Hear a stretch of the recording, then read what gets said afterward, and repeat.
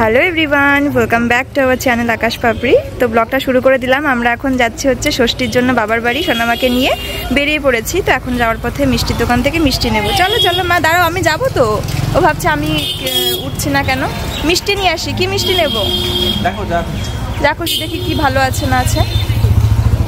তো আমি নিতে চাইলাম রসমালাই। একটা মিষ্টির দোকানে শেষ হয়ে গেছে, দেখি আর একটা দোকানে পাই কিনা, কারণ ষষ্ঠীর বাজার তো। রসমালাই আছে। এই দেখো, আমি এখন মিষ্টির দোকানে মিষ্টি নিতে এসেছি। আর আমার পছন্দ হচ্ছে যে ছোট ছোট রসমালাইগুলো হয় ওইগুলো, কিন্তু ছোটগুলো ছিল না, তাই বড় বড় যে রসমালাইগুলো ছিল ওগুলোই নিয়ে নিচ্ছি। আমরা এখন যাচ্ছি বাবার বাড়ি। আমার সোনামাটার মনে হচ্ছে একটু ঘুম পাচ্ছে। আমার বাবাকে ঘুমতে যাচ্ছে। ঘুমাইনি দুষ্টুটা, ঘুম পাড়ানোর চেষ্টা করছি, তাও ঘুমাইনি। তো এই রাস্তাটা ভীষণ সুন্দর লাগে চেপে। আর গরমের দিনে তো বাইকে করে ঠান্ডা ঠান্ডা হাওয়া, চুলগুলো পুরো এলোমেলো হয়ে যাচ্ছে। আর রাস্তাটা খুব ভালো হয়েছে এখন, আগে খুব খারাপ ছিল না। বলো, আগে খারাপ ছিল না, আগে রাস্তা ছিল না। রাস্তা বলা যায় না, ওটা রাস্তাই ছিল না। হ্যাঁ, তুমি কি দিদির বাড়ি যাচ্ছ? ঘুম পেয়ে গেছে। ঠিক আছে, আমি ক্যামেরাটা অফ করছি, দিয়ে ওকে একটু ভালো করে জড়িয়ে ধরি যাতে ও আমার কোলের মধ্যে ঘুমাতে পারে। চলো। আর এই হচ্ছে আমাদের বাপের বাড়ি যাওয়ার রাস্তা। জাস্ট এই রাস্তাটা দেখো আর ফিল করো কতটা সুন্দর এই প্রকৃতিটা। আর যখন আর এইটাও ফিল করো যখন ঝড় হয় তখন কি পরিস্থিতি হয়। সে তো বটেই। তো খুব ভালো লাগছে, তার সঙ্গে খুব গরমও পড়েছে। এই গরমের মধ্যে জামাইরা যদি শ্বশুর বাড়ি যায়, মানে এমন প্রসাদ দেয়, হসপিটালে না ভর্তি হতে হয়। আর তোমাদের দাদা ভাইজা খাদ্যপ্রেমী, তোমাদের দাদা ভাইজা খেতে ভালোবাসে। তার উপর গিয়ে দেখি শাশুড়ি কি রান্না করেছে জামাইয়ের জন্য, তোমাদের সঙ্গে ও বাড়ি গিয়ে শেয়ার করব। আর আমাদের কোনো রিচুয়ালস নেই, পুজো আর্চা ঠার্চা কিছুই নেই আমাদের মধ্যে।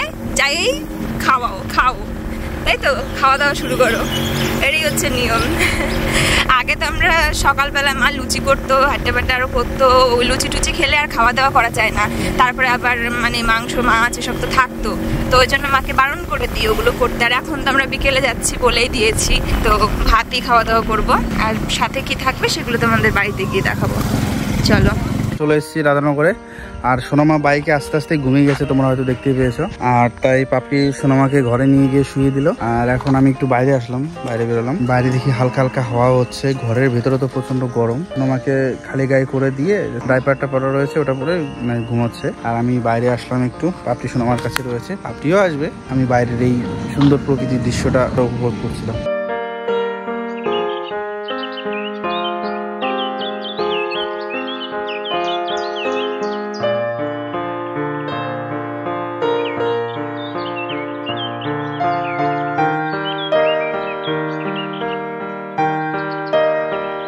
চলো একটু ভিতরে যাই। তো আস্তে আস্তে কিন্তু মেয়ে ঘুমিয়ে গেছে। আর ঘুমিয়ে গেছে জন্য ওকে এসে শুয়ে দিয়েছি, কারণ ধরো মানে ঘুম না হলে খিটখিট করবে, ঘুমটা তো হতেই হবে। বাড়ির থেকে ঘুমালে এখন এসে খেলতে পারতো, কিন্তু সেটা তো আর হলো না। ঘুমিয়ে গেছে জন্য ঘুম পাড়িয়ে দিয়েছে। আর পুরো ঘেমে গেছিলো মেয়েটা গরমে। ওই মিষ্টির দোকানের সামনে দাঁড়িয়েছিলাম, ওইটুকু সময় পুরো ঘেমে গেছে। তারপরে বাইকের মাঝখানে ওকে তো বেশি একটা হাওয়া লাগেনি, দেখি পুরো ঘেমে রয়েছে। আর এদিকে এই আকাশটা কেমন যেন মেঘ মেঘ করেছে, ভালোই গরম ছেড়েছে। আর পাকা ঘরের মধ্যেও যেন গরম। রাত্রেবেলা যে কী হবে জানি না। আর আসা তেমন হয় না, আসলে ঘুরে ঘুরে চলে যাই, তাই আসলে একটু থাকতেও ইচ্ছা করে। আবার এদিকে মেয়ের একটু কষ্ট হওয়ার জন্য থাকাও হয় না গরমে। এখন কিন্তু অনেকই বেজে গেছে, 5টা 13 বেজে গেছে। তো মা কাজবাজ রান্নাবান্না সব কমপ্লিট করে নিয়েছে, এখন স্নান করছে। তো এখনই আমরা খাওয়া দাওয়া করব। আর কি কি রান্না করেছে মা, চলো তোমাদের দেখাই। রান্নাঘরে আমি ঢুকি। বাবা অনেক কিছু রান্না করেছে তো মা। বাও, এটা তো ইলিশ মাছ। এটা হচ্ছে কি সুন্দর গন্ধ বেরিয়েছে ইলিশ মাছের। আলু আর সর্ষে দিয়ে, মনে হচ্ছে সর্ষে পোস্ত দিয়ে ইলিশ মাছ, দারুণ। ও লোভনীয় মাটন। তো ইলিশ মাছ আর মাটন, এরপর আর কিছু আর দেখতে ইচ্ছা করছে না। এখানে ভাজার জন্য পটল ভাজা, আমের চাটনি, মুগ ডাল, পাঁপড় ভাজা, আর এখানে তো ইলিশ মাছ ভাজাও রয়েছে। তো যাই হোক, এই সব কিছুর মধ্যে আমার এদিকে চলে আসতে ইচ্ছা করছে বারবার। আর আরও একটা স্পেশাল জিনিস আছে, দাঁড়াও তোমাদেরকে দেখাচ্ছি। সেটা আছে হচ্ছে ফ্রিজের মধ্যে। তো আমি রসমালাই নিয়ে এসেছি, আর অন্যান্য মিষ্টি আনলাম না, এমনিতেও মানে মিষ্টি ফিষ্টি কেউ খেতে পছন্দ করে না অতটা। আর মা এখানে এই যে হাঁড়িটা দেখতে পাচ্ছ, এই যে মাটির হাঁড়ি, এই হাঁড়ির মধ্যে মা নিজের হাতে দই পেতেছে আমাদের বাড়ির গরুর দুধের। তো এটা তোমাদেরকে পরে বের করে দেখাবো, এখন আমি বের করতে পারছি না কারণ খুবই ভারী। এক হাতে ফোন ধরে এক হাতে বের করতে গেলে পরে গেলেই সব গেল। তো জামাইয়ের তো আজকে বিশাল দিন, খাসির মাংস, ইলিশ মাছ, মানে সব প্রিয় প্রিয় জিনিস একসাথে। তোমরাও নিশ্চয়ই জামাই ষষ্ঠীতে মানে যারা জামাই আছো, শ্বশুর বাড়ি গেছো, মেয়েরাও গেছো বাপের বাড়ি, অনেক মজা করছো, অনেক খাওয়া দাওয়া করছো। তো আমরা কিভাবে কি করছি সেগুলো তোমাদের সঙ্গে শেয়ার করবো, আর মেনুগুলো তো তোমাদেরকে দেখিয়ে দিলাম। তো তোমার দাদাভাই এখন শুয়ে আছে মেয়ের পাশে, মা এখনই স্নান করে এসে কিন্তু তোমাদের দাদাভাইকে সাজিয়ে গুছিয়ে খেতে দেবে। তো চলো, আমাদের মধ্যে কিন্তু মানে ষষ্ঠীর যে পুজো আর্চার নিয়ম কানুন ওগুলো বেশ কিছু নেই, খাওয়া দাওয়া, আনন্দ করা, গল্প করা, এটাই হচ্ছে ষষ্ঠীর নিয়ম। তো চলো। এই দেখো এত টেস্টি আমগুলো, আর দেখো কি পরিমাণে আম ধরেছে, মনে হচ্ছে তাও কমই, দেখো সব পড়ে পড়ে রয়েছে। এই দেখো একদম পাকা আম, দেখো কিরকম ধরা ধরেছে, এপাশে পুরো থোকা থোকা ধরে রয়েছে। এই যে মা কিন্তু এখন সাজিয়ে দিল, দেখো তোমার দাদা ভাইয়ের জন্য একদম ষষ্ঠীর পেট পুজো। তোমাদের আরও একবার দেখিয়ে দিই, এখানে রয়েছে ডাল, এখানে ইলিশ মাছ, এখানে খাসির মাংস, এখানে আমের চাটনি, এখানে রয়েছে রসমালাই, এখানে রয়েছে পাঁপড়, এখানে দই মায়ের হাতে বানানো, আর এখানে রয়েছে 5 রকমের মিষ্টি। তো এই যে, আর পটল ভাজা আর ভাত। তাহলে 1 2 3 4 5 6 7 8 9 পদ, আর একটা হলো 10 পদ। আম আছে, ফলও আছে। আর এই যে আমার মাম্মা ঘুম থেকে উঠে গেছে। মাম্মা একটু হাই করো তো, একটু হাই করো তো, একটু হাই দেখাও কি করে করতে হয়, করো হাই, বলো টাটা করো, একটু টাটা, হাই করো। মাম্মা কিন্তু পাঁপড় ভাজা খাচ্ছিল, ঘুমাতে ঘুমাতে চলে এসছে দাদু বাড়ি, তারপর উঠে দেখে আমি কোথায়। এই যে এখন ইলিশ মাছ দিয়ে ভাত খাচ্ছি। ইলিশ মাছ কিন্তু আমার মাছের মধ্যে সব থেকে প্রিয় মাছ, আর মাছটা যেমন স্বাদ ছিল তেমনই মা সুন্দর করে রান্নাও করেছে। সর্ষে পোস্ত দিয়ে করেছিল, অল্প একটু আলুও দিয়েছিল, দুর্দান্ত হয়েছিল খেতে, আমার তো ভীষণ ভালো লেগেছে। মাম্মা কি খাচ্ছে? ইলিশ মাছ।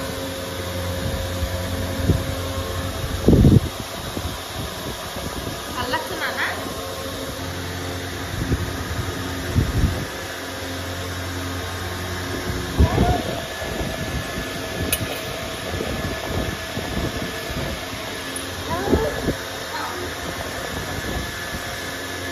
এবারে তো চলে এসেছি একদম জামাই ষষ্ঠীর প্রধান খাদ্য মটন কষা দিয়ে ভাত। কি আর বলবো, এত যে ভালো খেতে হয়েছে। যদিও আমি ভাত খেতে বসার আগেই কিন্তু বাটিতে 2 পিস গরম গরম মটন তুলে চেখেই নিয়েছি, দারুণ হয়েছে খেতে। আর মটনটা এত সুন্দর সফট, তেল তেলে কি বলবো। চর্বি তো আমার ভালো লাগে, চর্বি তো আর কিছু বলার নেই, যারা ভালো খাও তারা দেখলেই বুঝতে পারছো। আর যেই চর্বি ছাড়া যে মাংসগুলো না, সেগুলো দারুণ সুন্দর খেতে, একদম সফট আর তেল তেলে একটা ভাব। তো দারুণ রান্না করেছে মা, ভীষণ ভীষণ তৃপ্তি করে খাচ্ছিলাম এই মাটন কষা দিয়ে ভাত।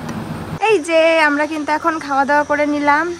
তো কেমন হলো ষষ্ঠীর ভোজন বলো একটু মন খুলে, সত্যি কথা, পেটের মধ্যে কোনো কথা না রেখে বলো। ভালো হলেও বলো, খারাপ হলেও বলো। পেটের মধ্যে আর কথা রাখার জায়গা নেই, এত খেয়েছি।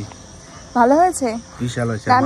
মাটনটা যা ছিল সেটা জাস্ট অমায়িক ছিল, ওটা বলার কোনো কথা নেই। কারণ সলিড যে মাংসের পিসটা সেটাও পুরো মনে হচ্ছে পুরো তেল, এত সুন্দর। আর খুব ভালো ছিল মাংসটা, মানে মটনটা যেরকম টেস্টি ছিল ঠিক মটনের ঝোলটাও, মানে সব ওভারঅল মানে জাস্ট দারুণ। মানে ডালটাও কি স্বাদ হয়েছে বলো। মা মুগ ডাল করেছে পেঁপে দিয়ে, ডালটাও কি তৃপ্তিকর। ইলিশ মাছের ঝোলটা, মাছটাও সেই টেস্ট ছিল, ইলিশ মাছটাও ভীষণ টেস্ট ছিল। আর মাংস, তারপর মায়ের হাতের দই। ও তো জাস্ট ভাত খেয়েছে, ডাল মাছ মাংস এগুলো দিয়ে, আর মিষ্টির আইটেম কিছু খেতেই পারেনি। হ্যাঁ, খেতে পারেনি। আর আমার মিষ্টির প্রতি অতটা ভক্তিও নেই। হ্যাঁ, পরে খেয়ে নেবা, দই খাবা, একটু পরে খাবো, বাড়ির পাতা দই তো, ওটা মিস করা যাবে না, মিস করা যাবে না। চলো একটু কোল্ড ড্রিঙ্কস কিনে আনি। কি গো, ওই কেমন লাগছে খাওয়া দাওয়া করে হাঁটতে? প্রথমে ভেবেছি কি ভালোই লাগবে, নদীর ধার দিয়ে, একটু হাওয়া নেই, একটা গাছের পাতাও নড়ছে না, বলো। ওই জন্য সোনামাকে খালি গায়ে রেখেছি। আমরা এখনই চলে যাবো, জাস্ট একটা কোল্ড ড্রিঙ্কস নেবো দোকান থেকে, কি মাম্মা? নমো নমো করো, নমো নমো। তো এই যে একটা কোক নিয়ে নিলাম, আমার তো ভালোই পছন্দ কোকটা। তোমাদের দাদাভাই আবার ফ্যানটা পছন্দ করে, ফ্যানটা নেই, এর আগে একদিন ছিল। আর ফ্যানটা আমরা আমাদের মানে ওদিক থেকে যদি নেই না, ছোট ছোট সেই 20 টাকার ফ্যানটা পাওয়া যায় বলো। তারপরে এখানে এসে একটা বড় ফ্যানটা পেয়েছিলাম। ফ্যানটা এদিকে অতটা চলে না, কিন্তু ফ্যানটা খুব ভালো ফ্যান। তো জানো তো আমি অনলাইনে অর্ডার দিয়েছিলাম কোল্ড ড্রিঙ্কস, কারণ জামাই ষষ্ঠীতে আসতে গেলে মিষ্টি কোল্ড ড্রিঙ্কস এগুলো তো আনতেই হবে। তারপরে আমি অনলাইনে ফ্যানটা অর্ডার দিয়েছিলাম, কারণ বাইরে আর কি বড় ফ্যানটাগুলো পাই না। তো অনলাইনেও পাইনি, মাঝারি সাইজের একটা ফ্যানটা পেয়েছিলাম, মনে হয় 750 ml। আর থামস আপও অর্ডার দিয়েছিলাম, হ্যাঁ থামস আপটা বড় সাইজের দিয়েছিলাম। তো অনলাইনে আরও কিছু গ্রসারি বাজার করেছিলাম জন্য ওগুলোও দিয়েছিলাম।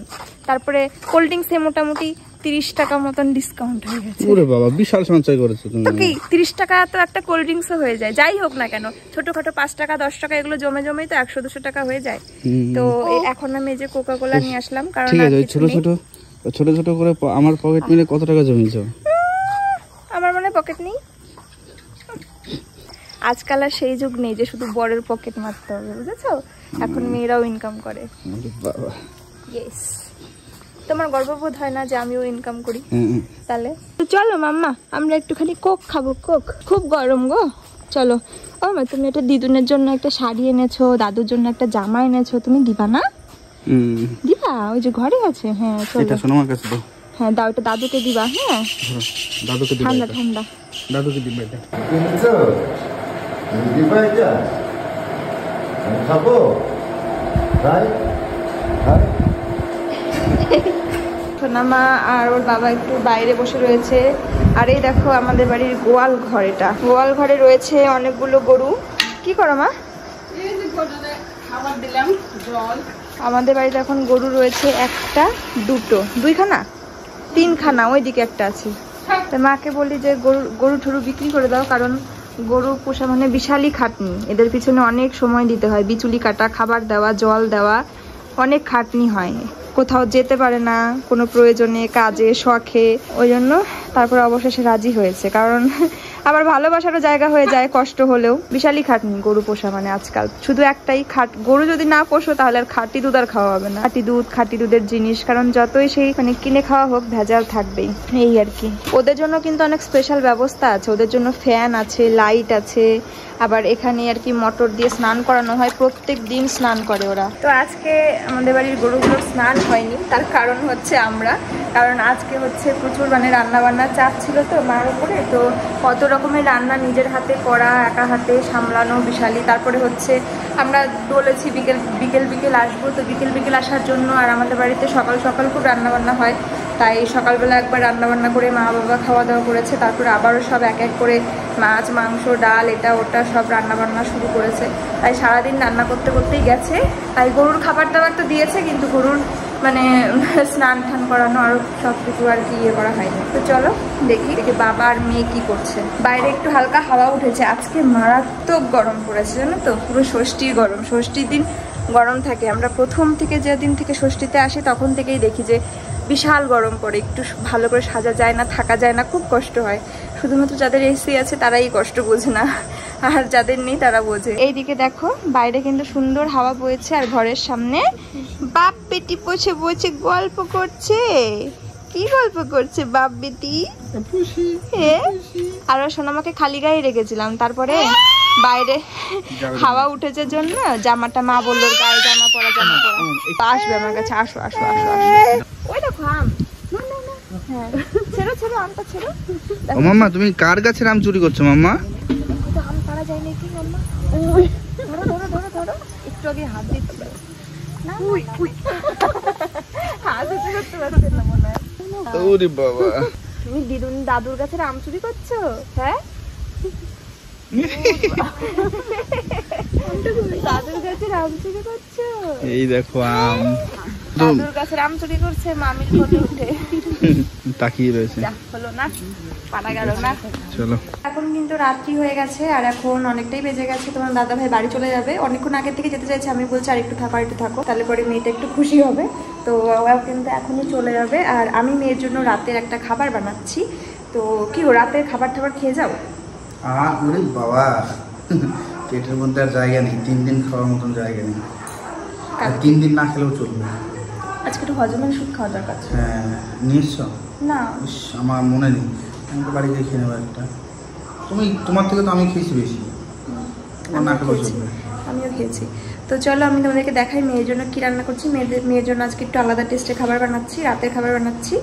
চলো আমি আর সোনামা থাকতে ইচ্ছা করছে অনেকদিন পর। থাকা হয় বাবার বাড়িতে, যেখানে বড় হয়েছে থেকেছি, সেখানে বেড়াতে আসি, সেখানে আর থাকাই হয় না। এই প্রবলেম সেই প্রবলেম, মেয়ের গরম লাগবে, কাজের জন্য এটা সেটা। আর যখন আমি আগে আর কি নতুন নতুন বিয়ে হয়েছে, তখন যদি এসে থাকতাম টিউশন পড়াতাম, তখন তার জন্য আমি থাকতে পারতাম না।